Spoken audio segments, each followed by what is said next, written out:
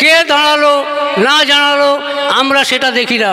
তাই দিদির মনোনীত প্রার্থী দেবাংশু ভট্টাচার্য, আপনারা জানেন 21 সালের যে বিধানসভা, সেই বিধানসভার খেলা হবে স্রষ্টা সেই দেবাংশু ভট্টাচার্য, এবং বিভিন্ন চ্যানেলের মাধ্যমে যে তর্ক বিতর্ক হয় সেখানে বিরোধীকে অকপটে কাছাড় দেয় সেই দেবাংশু ভট্টাচার্যকে আমাদের এই গুরুত্বপূর্ণ ঐতিহাসিক শহর তমলুক শহর, তাম্রলিপ্ত শহর, গুরুত্বপূর্ণ শহর, চৈনিক পরিপ্রাজক হিউয়েনসাং যে তাম্রলিপ্ত গঠন করে গেছিলেন সেই গুরুত্বপূর্ণ তমলুক কেন্দ্রে দেবাংশু ভট্টাচার্যকে এখানে মনোনীত প্রার্থী করেছেন। তাই আপনারা 25শে মে আপনারা কোনো দিকে কান না দিয়ে, কোনো পরিচয় না করে 2 নম্বর বোতাম টিপে আপনারা বিপুলভাবে ভোট দিয়ে জয়ী করবেন।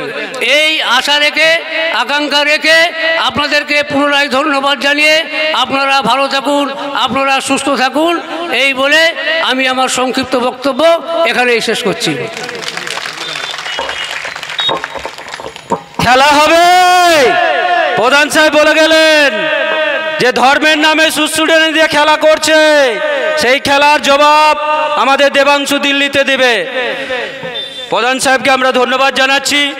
উনি সবিস্তারে ধর্ম থেকে শুরু করে, উন্নয়ন থেকে শুরু করে এবং পূর্ব মেদিনীপুরের গদ্দারের জবাব উনি দিয়েছেন। তাই বল্লুকটু অঞ্চল তৃণমূল কংগ্রেসের পক্ষ থেকে প্রধান সাহেবকে আমরা ধন্যবাদ জানাচ্ছি। এরপরেই আপনাদের সামনে সংক্ষেপে বক্তব্য রাখবেন আমাদের